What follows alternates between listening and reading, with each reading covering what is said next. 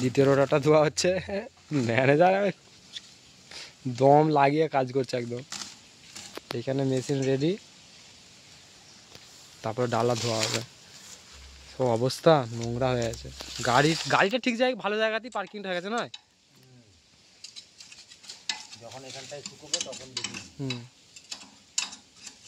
এই বক বাচ্চাটা পড়ে গেছে, দেখো বক বাচ্চাটা পড়ে গেছে, ওই দেখো এই উপর থেকে পড়লো। পড়লে আর কি করবি? এটাকে একদম ধুয়ে ডিজেল মেরে চকচকা করে দিতে হবে, খদ্দের নিয়ে যাবে, ঠিকঠাক দাম পেলেই চলে যাবে। বেকার হয়ে গেল, যদি আর একটু বড় হতো না এবারে কিনতে হতো না।